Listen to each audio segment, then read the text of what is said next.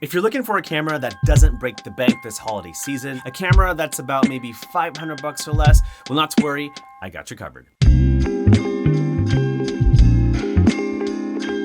Now, the first camera under $500 that I want to recommend is an action camera, and it's the DJI Action 5 Pro. And for $349, this is one of the most versatile action cameras ever made. Not only does it film 4K video up to 60 frames per second, not only does it take 40 megapixel photos, not only is it waterproof, not only does it do all the things an action camera should do, but the Action 5 Pro has 47 gigs of internal storage, meaning that you don't need to use a micro SD card if you don't want to. Like once you finish filming, just simply plug in the camera to your computer and then simply offload the footage. That's it, that's all you have to do. Gone are the days where you have to pull out your micro SD card, get a micro SD card adapter, plug it into your laptop, offload the footage, and then take it out, put the micro SD card back into your action camera. Like, you don't have to do that anymore. 47 gigs of internal storage is plenty. Also, this action camera lasts for a long time too because it has a 4-hour extended battery life. But probably my favorite feature of the Action 5 Pro is that you can connect up to 2 DJI Mic 2 transmitters, meaning that you can have wireless audio in an action camera from 2 audio sources. And now Tyler can hear my audio in the car. I can already hear you because I'm also in the car. 2 DJI mic transmitters. But in addition to all those cool things, the Action 5 Pro has dual OLED touchscreens, has amazing stabilization, and not only that, but it has a really cool feature called subject tracking where it'll keep you in the center at all times. And for $349, it's a fantastic price for a really versatile action camera. You can also get the Adventure Pack, which is still under $500, and with that you get the vlog stick as well as 2 extra batteries and the charging hub. Or if you want, you can get just the action camera itself for $349 and get one more accessory like the action handle or just one DJI Mic 2 transmitter. So there you go. If you're looking for an action camera to get for the holiday season, the DJI Action 5 Pro is it. Now let's talk drones. The absolute best drone that you can get for under $500 is without a doubt the DJI Mini 4K. And the reason why is because it's the best budget 4K drone for not only hobbyists, but also professionals. But in a nutshell, the DJI Mini 4K can film 4K video up to 30 frames per second or 2.7K video up to 60 frames per second. It can take 12 megapixel photos. It weighs about 246 grams, so you can travel with it anywhere without having to register it in the location that you're traveling to, so pretty cool. And it has a 2x zoom capability for when you want to get tighter shots in the air. So here's the Mini 4K drone, and as you can see, this thing is super tiny. Look at that. Here is my iPhone 16 Pro.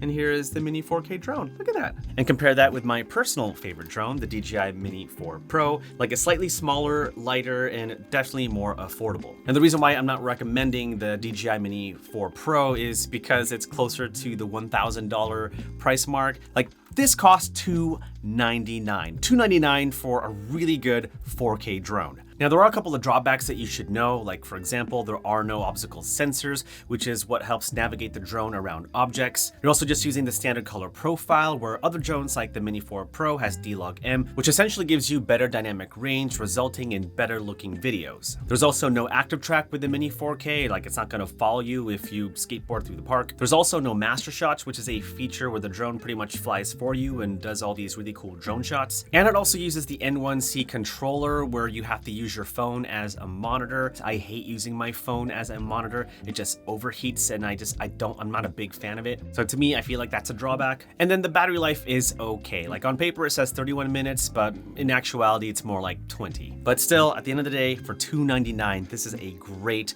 4K drone. And just for a little bit more, you can get the Fly More combo, which gives you 3 batteries, a charging hub, and this carrying case to pack everything in so that you can go and travel and fly to your heart's content. And I know I mentioned before that this drone can be used for hobbyists and for professionals. And the reason why is because of the 4K video. Like, it actually is very usable. I so much prefer the Mini 4 Pro or the DJI Air 3 for more professional work. But honestly, if you're making a corporate video for a company that just wants a simple drone shot of their building or whatever, then baseline, the Mini 4K can handle that. Now, I do have to mention that DJI has an even cheaper drone, the DJI Neo, which is pretty much this palm-sized drone that pretty much flies itself. It looks really cool. I personally don't have it, which is why I don't know if I should recommend it. Also, I've seen videos where that drone kind of just flies around in the wind, and so I'm not sure how I feel about that. I'll put the link to both the drones down in the video description down below, but I feel like I do have to mention that there is a cheaper option if you want a more affordable drone, but for under $500, the DJI Mini 4K is the drone that I absolutely recommend. There's also the DJI Mini 3, which is more expensive than the Mini 4K. Again, I don't have this drone, so I don't know if I should recommend it, but at the very least, I'll put the links to all the drones in the video description below.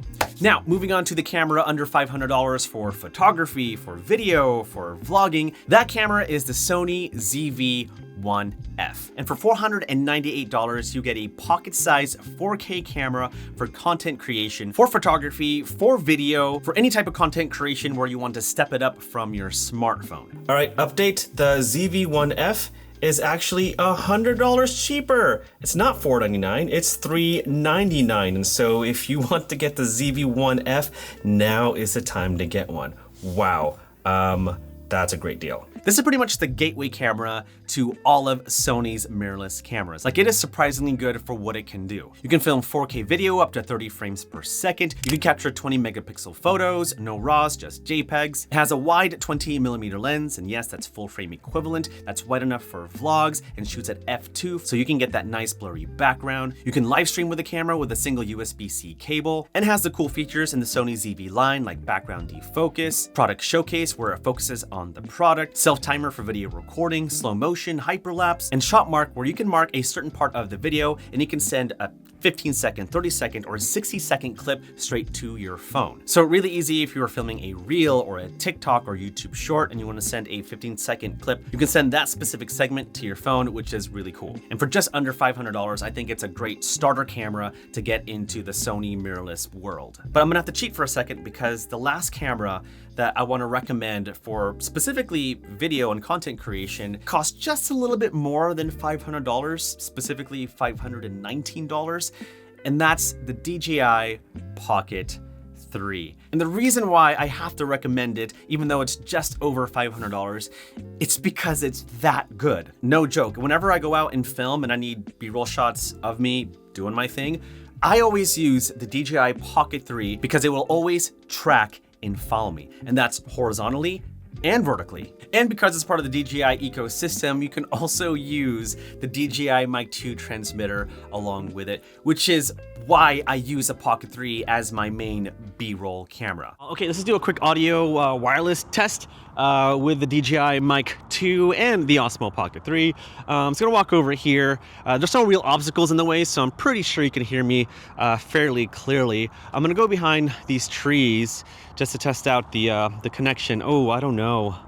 There's like holes and potential snakes. Oh my gosh. Also, I'm not a big fan of big gimbals anymore. Like, it's just too much to travel with, too heavy to travel with. Like, if I ever need to have gimbal shots, I will always use the Pocket 3. And for $519, this is the ultimate budget-friendly video slash vlog camera. But that concludes my holiday gift guide for cameras under $500 minus the Pocket 3. And if you want to check out any of the cameras that I recommended, those links will be down in the description down below. But that's it for this video. Thanks for watching. Happy holiday shopping, and I'll see you in the next one.